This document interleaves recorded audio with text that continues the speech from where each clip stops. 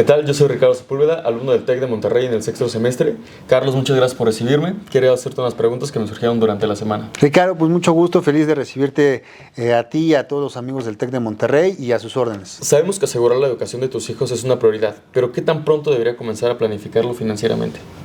Es una pregunta muy interesante y la respuesta corta es en cuanto nace. O antes de que nazca, o sea, desde que sabes que estás esperando un bebé.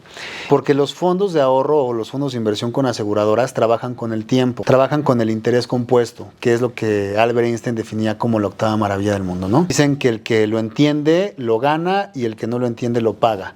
El que lo entiende, pues lo hace a través de este tipo de fondos o de cualquier tipo de inversión. El que no lo entiende lo hace generalmente a través de tarjetas de crédito, que es cuando pagas el saldo mínimo y poco a poco la deuda se vuelve más grande y llega un momento en el que es impagable casi. Entonces, cuando tu bebé tiene 0 años, tiene 18 años para que ese fondo crezca, para que ese fondo se vuelva robusto, para que el interés hagan una gran cantidad. Entonces, por ejemplo, yo que tengo el fondo de ahorro para la educación de mi hija, me van a dar el doble de la cantidad que yo meta. Yo, por ejemplo, elegí un fondo a 10 años. Voy a ahorrar por 10 años 120,000 pesos al año, que son más o menos a 10 años contemplando la inflación 1,5 millones, y me van a dar como 3,200,000. Es más del doble. Entonces yo, cuando mi hija tenga 10 años, dejo de pagar, me enfoco en pagar su secundaria, su preparatoria, y cuando llegue a los 18 años, este seguro ya se fortaleció. Me va a dar esos 3 millones y cachito que justamente voy a necesitar para meterla a lo mejor al TEC o al Ibero o a alguna universidad buena como la que tú estás, que me permita darle las posibilidades pues de que ella se desarrolle de la mejor manera. Y además tengo un seguro de vida por el simple hecho de ahorrar con la aseguradora. Entonces, si yo el día de mañana llego a fallecer, le van a dar a mi hija más o menos como 3,5 millones, y además cuando ella llegue a los 18 años le van a volver a dar los 3,200,000 que yo había planeado que ella tuviera a esa edad. Entonces es una maravilla que realmente no es otra cosa más que planeación financiera. Tú nos hiciste favor de contactarnos a través del despacho de seguros que encabezamos, y la realidad es que es una cuestión de planear financieramente. No es magia, no es de estas empresas que hay que tener mucho cuidado en internet que te prometen rendimientos increíbles y demás. Esto realmente es como cuando tú haces ejercicio vas a tener un resultado, como cuando tú comes sano vas a tener un resultado, como cuando tú ahorras e inviertes tu dinero en finanzas personales vas a tener un buen resultado. Claro. Qué interesante, lo voy a tener en cuenta.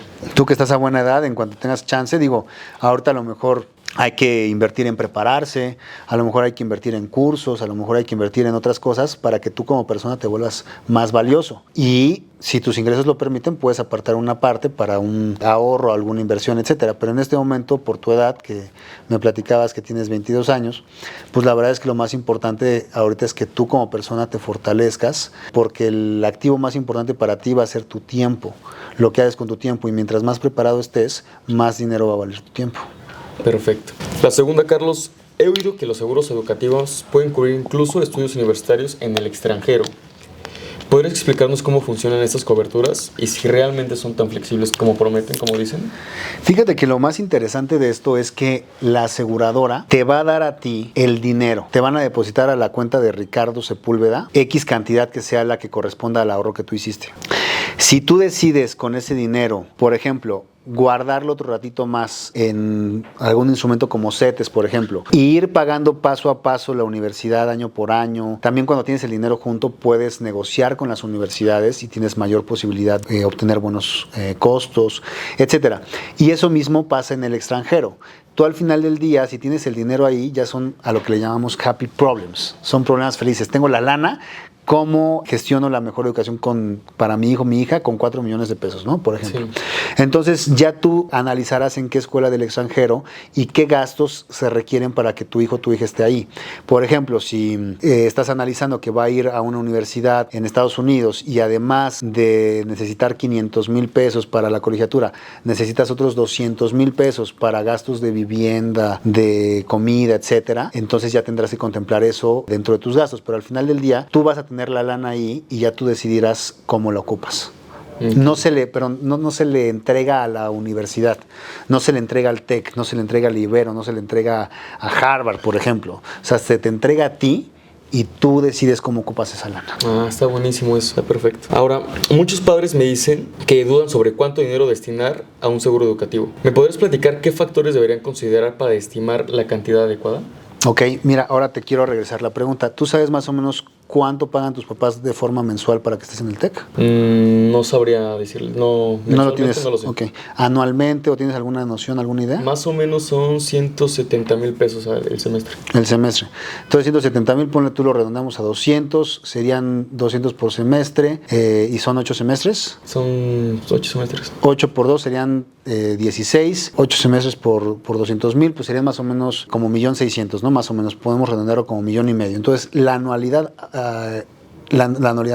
la carrera completa hoy en día en el TEC cuesta 1,500,000, que justamente vamos a subir al podcast, te vamos a compartir una imagen en donde tenemos un tabulador de más o menos en cuánto andan las universidades hoy en día. Justamente en el tabulador que tenemos, el TEC más o menos anda con 1,500,000. Hay algo que es el costo de inflación en el país y otra cosa que es el costo de inflación educacional o académico. Cada año las universidades suben sus costos y no son conforme a la inflación, son un poquito más. Si por decirte algo, la inflación del último año estuvo en el 4.6, seguramente la inflación educacional va a estar en el doble. Entonces debes de contemplar más o menos un 8% por año para la inflación educativa. Una vez dicho esto, quiere decir que, por ejemplo, la forma más fácil de calcularlo, dirían por allá ojo de buen cubero, es decir, bueno, por lo menos voy a necesitar el doble de dinero para cuando mi hijo vaya a la universidad. Si hoy en día mi hijo tiene 3 años, 4 años, para cuando tenga 18 años, ese 1,500,000 que cuesta en el TEC seguramente va a costar por lo menos 3 millones. Sí. Y uno va a seguir trabajando y vas a seguir generando. Tampoco quiere decir que necesitas el 100% del dinero. Si lo tienes, si tienes la posibilidad,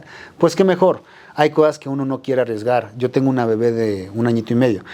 Su educación es algo que no voy a negociar con nadie. No voy a ver si gano más, si gano menos, si me fue mejor o peor. Yo por eso tengo este fondo para mi bebé. Sin embargo, tú puedes, con las posibilidades que tú tengas, decidir cuánto le quieres meter y cuánto vas a recibir. Entonces, pues la cantidad va a depender mucho de que tú sepas cuánto cuesta cada universidad y de que tú sepas qué posibilidades tienes de meterle, porque tampoco puedes descuidar el presente por cuidar el futuro. Entonces, una vez sabiendo cuánto cuesta la universidad a la que a ti te gustaría mandar a tus hijos, poner el mayor esfuerzo que puedas para acercarte a esa cantidad. Y si no puedes, por ejemplo, para el TEC, pues que digas, bueno, pues a lo mejor también puede ser en la Salle, a lo mejor también puede ser en la UVM, a lo mejor puede ser en otra, pero sabes que lo que más quieres va a tener posibilidades de salir a luchar al mundo con las mejores herramientas que tú le diste. Dentro de los datos como duros que manejamos, dicen que una persona que estos son datos del INEGI, que una persona que estudió en la universidad gana 72% más que una persona que no lo estudió, que llegó hasta el bachillerato. Claro que hay mucha gente muy exitosa que no estudiaron a lo mejor ni la preparatoria. Los papás de un amigo llegaron hasta la secundaria, pero tienen una serie de talleres mecánicos súper exitosos gracias a que se pusieron a prepararse con todo el tema técnico y demás. Pero en la mayoría de los casos, en el grueso de la población, sí gana más una persona que tuvo acceso a una buena universidad, porque además ahí, tú lo sabrás mejor que yo, moldearon su mentalidad, el entorno en el que están, los obliga a buscar más. Hay esas entrevistas famosas que le preguntan a los chicos de la UNAM, que para mí es la mejor universidad que hay en México, ¿cuánto esperan ganar? Y te dicen 10, 15,000, 20,000 pesos. Y le preguntan a chicos como tú del TEC, y a ver, ahora yo te pregunto, ¿cuánto esperas ganar cuando termines la carrera? Pues no tengo una cifra fija, ahora sí que el cielo es el límite, pero aproximadamente unos 300, 400,000 pesos. ¿Mensuales, al año? Mensuales, imagínate, por ejemplo, y a lo mejor te encuentras compañeros que no dicen 300, porque dicen 100, que dicen 50, que dicen 80, que dicen 200. Sí, claro. Entonces, ese mismo... Evidentemente no sería terminando la carrera, sí sería ya con el paso del tiempo, pero de primera sí sé que hay que trabajar y todo eso, ¿no? Claro, pero tienes esas barreras mentales bien descubiertas gracias a que tu entorno así lo marca. Entonces esa cuestión es justamente lo que me hace a mí como papá querer que mi hija vaya a una universidad como esas. Ahora, Carlos, me surge la pregunta rapidísima. Me dices que, por ejemplo, tú metes 1,000,000 de pesos y te van a dar 2 millones de pesos, un ejemplo. Y la carrera, si costó 1,500,000, ¿qué pasa con esos 500,000 pesos? ¿Los puedes destinar a otras cosas? Es una pregunta excelente. En realidad, yo lo que hago con la gente que busca asesoría a través de nosotros es tener una cita únicamente para recibir información y para poder analizar todas las cuestiones. Si quieren ese dinero específicamente para la educación, si les gustaría dejar después algo adicional para tal vez ayudarlos a poner un negocio, etcétera. Hay diferentes tipos tipos de planes, diferentes tipos de aseguradoras. Nosotros, por ejemplo, trabajamos mucho con GNP, nos gusta mucho cómo trabajan en estos fondos, pero también trabajamos, por ejemplo, con Inbursa, también trabajamos con otras aseguradoras, ¿no? Siempre y cuando tengan como que esa solidez. Entonces, en esa reunión que tenemos para analizar los deseos que tienen como papás para la educación de sus hijos, checamos todo esto. Por ejemplo, si es un papá que tiene exclusivamente el deseo de que sea para cuando su hijo cumpla 18 años y poderle pagar la universidad, recomendamos un tipo de plan que es el educativo, que es específicamente para eso. Si tienen, por ejemplo, esta idea que tú me dices, hay algunos planes que son más flexibles. Hay algunos planes que te permiten sacar una parte de ese fondo y dejar la otra parte trabajando.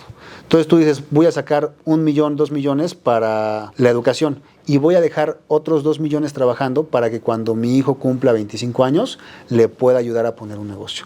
O si ya mi hijo voló y ya le está yendo bien, esos 2 millones que sobraron, a lo mejor los voy a guardar para mi retiro, para tener una pensión que en mi etapa de retiro me garantice un bienestar. Entonces, eso pues ya depende como de cada caso, pero lo que pasa con el resto del dinero es que si, por ejemplo, en el caso del educativo, sacaste 2 millones y necesitaste 1,5 millones, pues los otros 500,000 pesos ya tú decides en qué te los gastas. Te puedes ir de viaje, puedes pagar la graduación soñada, puedes, no sé, invertirlo para un primer negocio, lo que tú decidas. Esos ya son estos happy problems que decíamos, en los que tú decides qué hacer con ese dinero. Ah, está perfecto. Ahora, si nos ponemos prácticos, ¿qué pasa si por alguna razón se deja de dar el pago seguro? ¿Se pierde el beneficio o hay cierta flexibilidad? Fíjate que la ley protege muchísimo al usuario. La gran ventaja de ahorrar con una aseguradora y de no hacerlo en otro instrumento es que tienes muchas protecciones de ley. La primera, para mí la más importante, es inembargable. O sea, es un dinero que no está a la vista. Si tú tienes, por ejemplo, un negocio o un trabajo, por ejemplo, un empresario, un político, etcétera, y tienes algún tipo de problema, lo más posible es que tus cuentas sean congeladas o incluso decomisadas. El dinero que está dentro de tu cuenta de seguro es inembargable porque no es dinero a la vista. No es dinero que tengas, por ejemplo, en CETES, o no es dinero que tengas, por ejemplo, en una cuenta de banco que puedan decir, de ahí hay, le vamos a decomisar, le vamos a congelar, tiene que pagar, tiene una deuda, etcétera. Como es dinero que no está a la vista porque está garantizando que si yo me muero le dejen el dinero a mi familiar, que es un tercero, eso hace que ese dinero sea inembargable. Y una vez pasada tu crisis, ya que tengas resuelto todo tu tema, puedes cobrar ese dinero. Y el dinero se va a quedar ahí guardado hasta que tú estés listo para cobrarlo. Okay. Esa para mí es el principal beneficio de la protección que te dan estos instrumentos. Número 2, si tú te atoras con esos pagos, si tú te atoras y no puedes continuar los pagos, hay 3 opciones. Que esto es con cualquier asegurador, porque es por ley, lo marca la Comisión Nacional de Seguros y Fianzas, no GNP, no Inbursa, no Seguros Monterrey. La primera es que tu plan se reacomode, que digas, ok, ya no puedo pagar, por decirte algo, 10,000 pesos mensuales, puedo pagar 3,000. Y en lugar de ponerme los pagos a 10 años, pónmelo a 20, para que el plan se reacomode y la cantidad que yo tengo de protección si me muero y que me van a entregar, igual sea cercana a lo que tenía planeado. Esa es la opción número 1. Opción número 2, voy a hacer un SAVE siempre y cuando mi protección por fallecimiento, que es la suma asegurada, no disminuya de 400,000 pesos. Voy a hacer un SAVE y voy a decir, pagué 5 años, el contrato era 10 años, hasta aquí me quedo. Háganme un corte y con lo que junté esos 5 años, que el plan trabaje. Que ya no me van a dar los millones que tenía planeados, que estaba protegido por 4 millones y ahora voy a estar protegido por mucho menos, no importa. Yo ya no puedo pagar, ya no quiero pagar. Sí. Córtame ahí. Entonces se hace ese reajuste y dejas de pagar. Y el plan funciona y hasta que decides sacar la lana, pues la sacas. Opción número 3, en el peor de los escenarios. Carlos, no solamente ya no puedo pagar, necesito la lana, me urge la lana. Entonces te van a dar un porcentaje equivalente a la cantidad de años que hayas estado. Por ejemplo, si tu plan de pago era de 10 años y tú pensabas sacarlo en 18 años cuando tu hijo estuviera en la universidad y lo cortaste, por decirte algo, a los 10 años, te van a dar el 100% de tu dinero.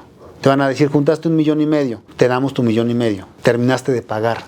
Y además estuviste asegurado esos 10 años prácticamente gratis.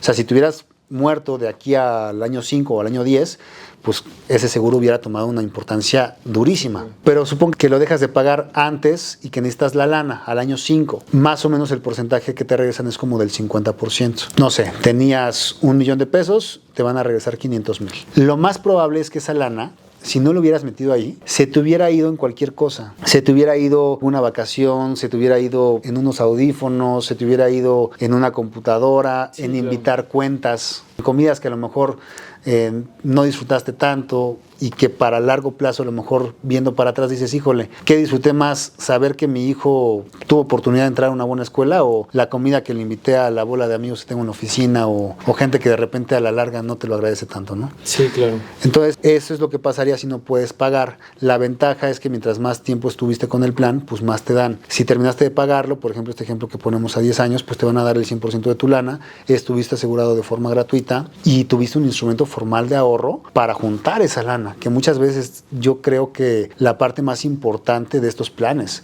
que tengas ese instrumento para que te ayudes a disciplinarte y que tu lana se enfoque en lo más importante que son tus hijos o tu familia o tu bienestar cuando ya no puedas trabajar y no en cosas que de repente en el día a día se Sí. te van y ni te acuerdas. Básicamente podría decirse que es como una conocida tanda, pero con esteroides, ¿no? O sea, Está buenísimo eso. ¿no? Te genera el interés compuesto, la octava maravilla, y ese dinero lo puedes utilizar para la educación de tus hijas, asegurarlo, y si te sobra, otra cosa que tú necesites. Tal cual como lo acabas de decir, aquí en México esta parte de las tandas yo no la entendía porque casi toda mi vida me he dedicado a hacer negocios por cuenta propia. Sin embargo, conforme voy avanzando y tengo varios amigos que están en empresas o familiares, por ejemplo mi suegra que estuvo muchos años en una institución de gobierno, es demasiado común lo de las tandas. Sí. Es el método de ahorro por excelencia en México, las tandas.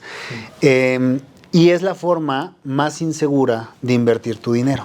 Yo creo que depende de cada caso, porque a lo mejor si es una forma de que tú te autorregules, te autodisciplines y empieces a ahorrar de esa forma, está muy bien. Como tú dices, es como una tanda con esteroides esto. Esto es hacerlo de forma formal, ponerte una disciplina de cada determinado tiempo que vas a hacer una aportación. Tiene esteroides porque el dinero va a crecer en lugar de pudrirse con la inflación, Claro. porque con la tanda lo que pasa es que el dinero cada mes que pasa pues deja de valer un poquito menos y entonces literalmente pierdes un poquito de dinero, pero es una excelente forma de ahorrar. O sea, lo más importante es como si vas al gimnasio. A lo mejor no haces el ejercicio correcto, el que debías, pero ya estás moviéndote, ya estás bien, ya estás mejor que el que está sentado en el sofá. Sí, claro. Eso sería la tanda. Pues a lo mejor tenías que hacer pesas en vez de correr y nada más corriste. No importa, ya hiciste algo mejor que el que está en el sofá. Ya hiciste algo mejor por estar en la tanda que el que no ahorró nada y se gastó todo y hasta se endeudó en el Buen Fin, ¿no?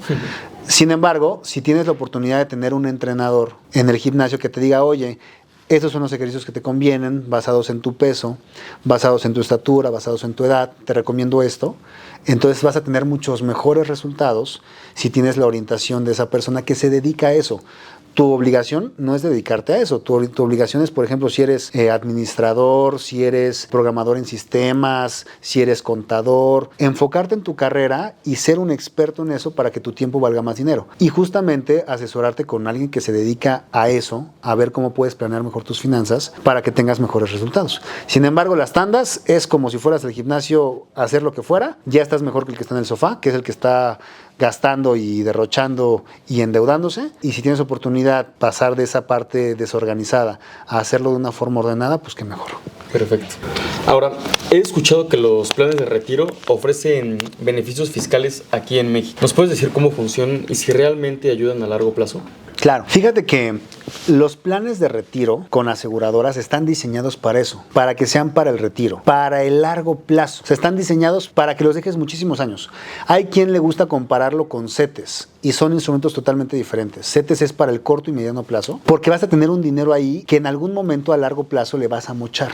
Y además que tienes que pagar impuestos. En CETES pagas impuestos cada año o cada que cobras. Estos fondos que son para el retiro con aseguradoras no pagan impuestos muchas veces ni cuando sacas la lana, pero durante todo el crecimiento del plan no pagan un peso de impuestos. Entonces a la larga con el interés compuesto es una bola de nieve que se hace más grande. Con los otros instrumentos que yo siempre los recomiendo en las asesorías que yo doy, recomiendo invertir a corto, mediano y largo plazo. A corto, recomiendo Sofipos como Nu, como Clar, como Ualá, con cierta cantidad que no rebase los 200,000 pesos, porque después, exactamente, que están protegidos por el seguro Prosofipo. Por ejemplo, en CETES, pues bueno, es una buena inversión, nada más que las tasas son muy variables. Ahorita es el boom porque trajo tasas del 11%, del 10%, ahorita parece ser que van a bajar, pero históricamente ha tenido como entre el 5 y el 7, entonces tampoco en el plazo largo es la mejor opción. Los seguros para planes personales para el retiro, que son al final del día fondos de ahorro con aseguradoras, tienen la ventaja de que no pagan impuestos, tienen la ventaja de que tienen un incentivo fiscal, como bien decías, y tienen la ventaja de que cuando los retires, siempre y cuando no exceda cierta cantidad, no te van a retener un peso de impuestos. Entonces, una vez dicho esto, hay 3 artículos de la ley del ISR que hay que considerar. El primero es el artículo 93. En ese artículo, siempre y cuando tú cobres después de los 60 años, te van a entregar todo tu dinero libre de impuestos, cosa que en otros instrumentos como los que mencionamos no vas a tener. Te van a cobrar como si fuera un ingreso.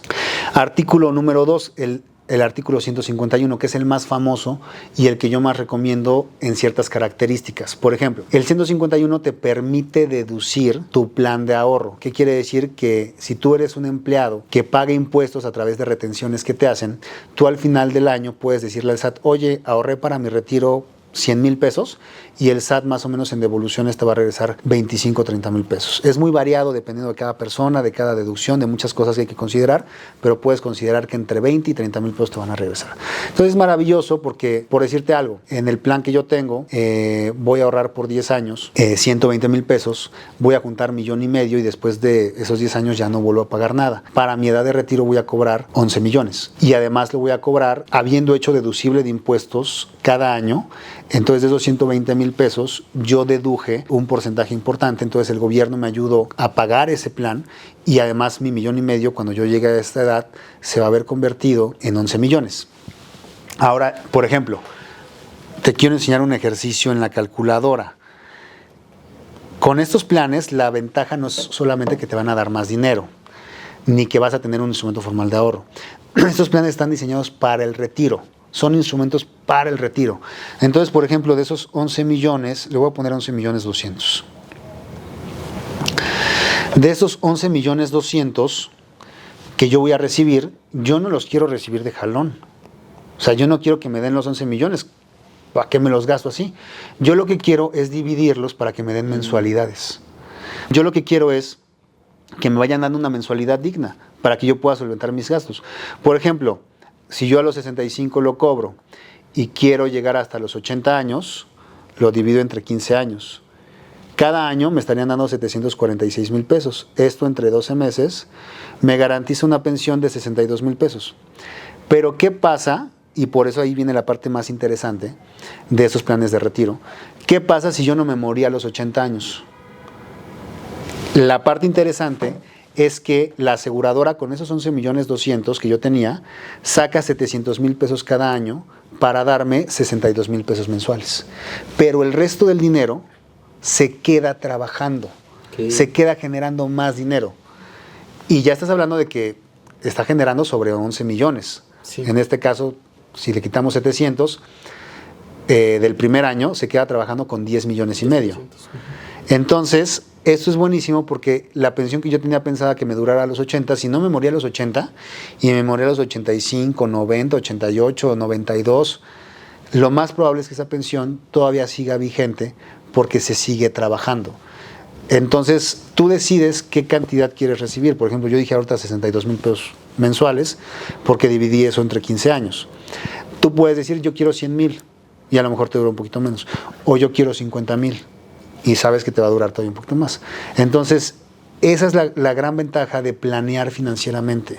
No es magia, no es todo esto que aparece en internet, que son muchas veces fraudes y estafas, que son como estas pastillas mágicas para adelgazar, que puedes comer lo que quieras y puedes no hacer ejercicio y tomarte la pastilla y vas a tener un cuerpazo. Eso no es cierto. Claro. Eso es falso. Eso es comer bien, ir al gimnasio y tener una buena salud gracias a lo que hiciste. Es lo mismo aquí. Es planear bien financieramente, tener la disciplina de meter ese dinero a que trabaje y obtener los resultados. Una vejez pobre en la que no tienes más que lo básico para vivir, o dependes de tus hijos para que te den y puedas subsistir, o una vejez en la que te puedes ir de viaje con tus amigos, tus amigas, en la que puedes invitar a tus nietos a desayunar, en la que puedes tener una vida digna y disfrutarla porque lo trabajaste por muchos años. Sí. Básicamente eso, Ricardo.